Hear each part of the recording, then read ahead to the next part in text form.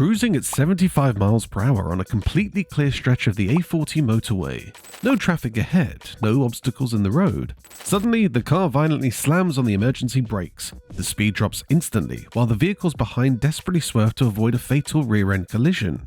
That is exactly what happened to a Peugeot 208 driver in April 2025. The vehicle's computer completely hallucinated a threat that did not exist, nearly causing a massive pile-up in the process. We are constantly told that advanced driver assistance systems are saving our lives. The hard data proves they are actively putting us in danger, while simultaneously bankrupting owners with extortionate repair costs. Following media coverage of that French Peugeot incident, more than 300 similar, detailed accounts of ghost braking on clear motorways surfaced across Europe by mid-2025 alone. The sheer volume of terrifying near misses prompted immediate state investigations in France and Belgium. Yet, the manufacturers continue to treat paying customers like unpaid beta testers for deeply flawed software. You are no longer driving a car. You are operating a 2-ton computer that fundamentally misunderstands the physical world around it. If you are absolutely sick of fighting your own steering wheel just to drive in a straight line, smash that subscribe button right now. We are exposing the exact safety systems causing verified crashes, the regulatory blackmail that forced this broken technology into your dashboards, and the hidden recalibration bills turning minor scrapes into total financial write-offs. The industry calls it phantom braking. Mechanics call it a catastrophic software failure. When a car's forward-facing cameras and radar sensors falsely identify shadows, road signs, or adjacent traffic as an imminent threat, the automatic emergency braking system takes total control away from the driver. The vehicle drops anchor in the middle of a flowing motorway, creating a deadly hazard where none previously existed. For years, the scale of this problem remained hidden behind corporate non-disclosure agreements. That changed when internal whistleblowers leaked a massive cache of data to the German newspaper Handelsblatt in 2023. Known as the Tesla files, these internal documents revealed an absolutely staggering volume of customer complaints that the manufacturer kept from the public. Investigators reviewing the leak identified 2,400 complaints regarding unintended acceleration and 1,500 severe braking issues. Hidden within those internal numbers sit 383 specific, terrifying phantom braking events. But here's the thing about software failures. They do not always result in near misses. Sometimes the computer just completely gives up when you need it most. The European documentation from that same leak revealed tragic fatalities linked directly to system failures. Drivers like Stefan Meyer crashed into a guardrail in Switzerland, while Oliver Schuster hit a tree in Germany when the emergency systems failed to operate correctly. And that is before we even look at the separate, highly publicized American fatalities investigated by the NTSB, where the automated systems completely failed to recognize crossing trucks, leading to catastrophic high-speed decapitations. Camera-based systems inherently suffer from basic environmental limitations.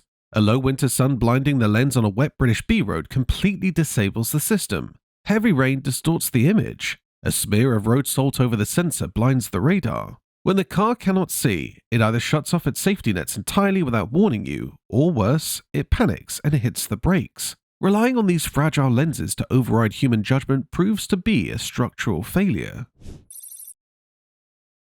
You might wonder why every single modern hatchback now violently wrenches the steering wheel out of your hands every time you try to avoid a pothole. Euro NCAP basically ran a protection racket. You could build a car out of solid titanium, but if it didn't have a computer violently jerking the steering wheel out of your hands every time you passed a cyclist, they wouldn't give you the 5 stars. Historically, this supposedly independent safety body structured their assessment so that a vehicle's overall star rating remained strictly limited by its lowest performing pillar. Manufacturers realized that building a structurally solid car with excellent crumple zones meant absolutely nothing to their marketing department if they lacked the right electronic gimmicks. To achieve that vital showroom rating, automakers found themselves forced to fit intrusive lane keep assist and automatic braking technologies as standard equipment, even if those systems remained completely unrefined. The result was a generation of cars that constantly scream at you. The lane keep assist frequently intervenes during intentional, safe maneuvers, like hugging the center line to gain visibility past a tractor, or moving wide to give a pedestrian proper clearance. The car fights your input, forcing the driver to physically wrestle the machine for control. The mandatory fitment sparked a massive driver backlash. Owners immediately look for the disable button the second they turn the key. And that is exactly when the regulators realized they had created a monster. Due to mounting consumer pushback regarding annoying warnings and intrusive physical interventions, Euro NCAP announced a massive overhaul of its testing protocols for 2026. The new scoring system will finally penalize overly annoying systems and actually reward manufacturers for using physical buttons over touchscreens. They spent a decade forcing this distraction into our cars, and now they want a round of applause for trying to fix the mess they created.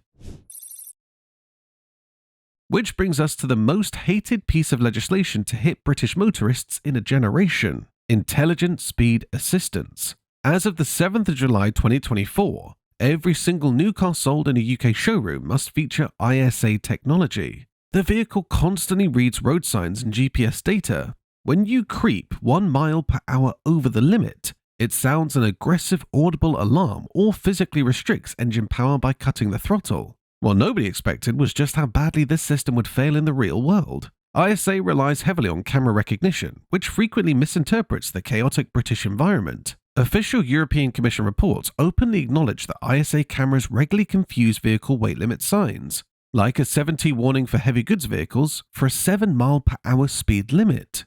The cameras also routinely misread minimum speed limit signs used in tunnels, instantly triggering alarms that terrify the driver. None of that mattered because our infrastructure simply cannot support the technology. The UK and European road networks remain completely littered with conflicting, outdated, and contradictory signage. A recent study evaluating a 69-kilometer road construction zone found that 36% of all road signs left by contractors stood there completely unnecessarily. Furthermore, 52% of the speed limit signs in that zone were placed without any logical need.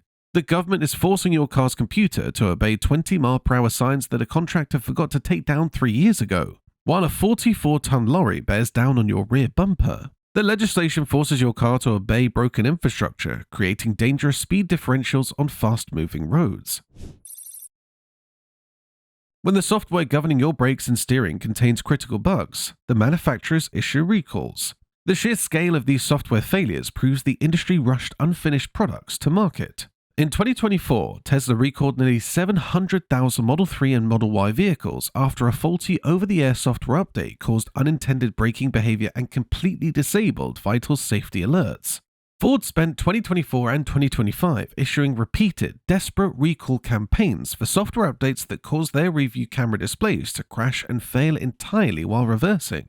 Volvo followed suit in 2025, recalling approximately 400,000 vehicles to address critical rearview camera defects. But the most terrifying mechanical failure arrived in July 2024. Subaru recalled the Solterra electric vehicle under campaign reference R/2024/270.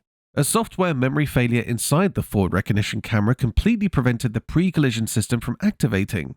The car essentially suffered digital amnesia, leaving drivers completely without the emergency braking they relied upon. And this is where it gets significantly worse. According to 2025 DVSA data, the United Kingdom faces a severe crisis with unrectified software faults. An absolutely staggering 72% of recalled vehicles remain unfixed on UK roads. That translates to roughly 1.2 million vehicles currently operating with outstanding, documented safety or software defects. You are sharing the motorway with over 1 million heavy machines running corrupted code. The British public has entirely lost faith in the technology. A dedicated 2025 UK survey conducted by DG Cities revealed a massive trust gap.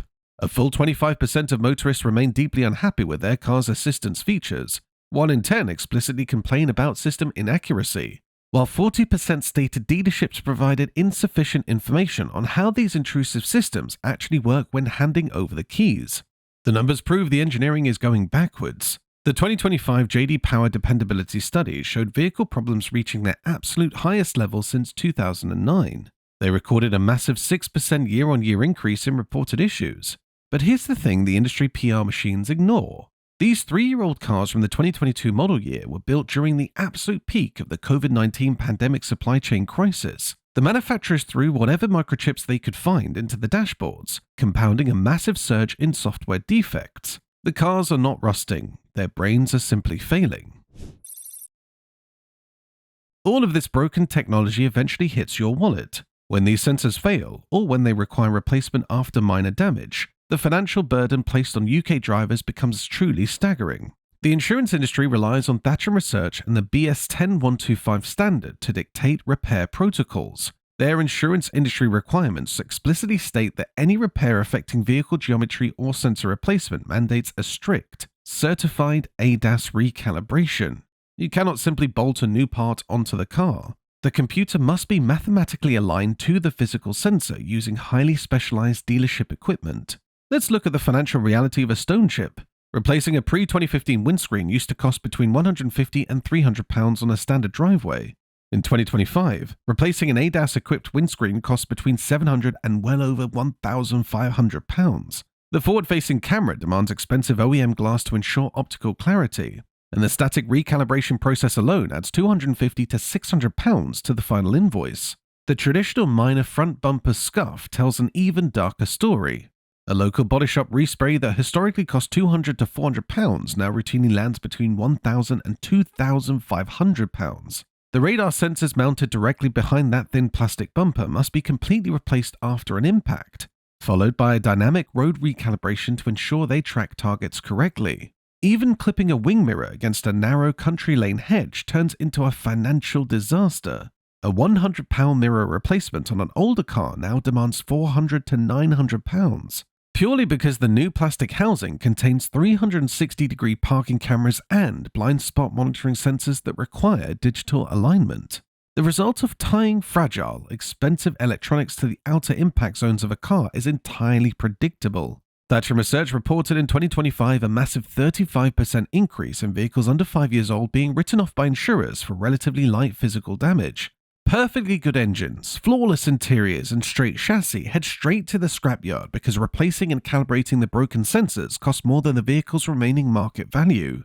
The automotive industry allowed accountants and software developers to completely override mechanical engineers. They stopped building cars for the people who actually have to drive them, and they started building them for the bureaucrats holding the clipboards. Your decision to hold onto an older analog vehicle isn't stubbornness.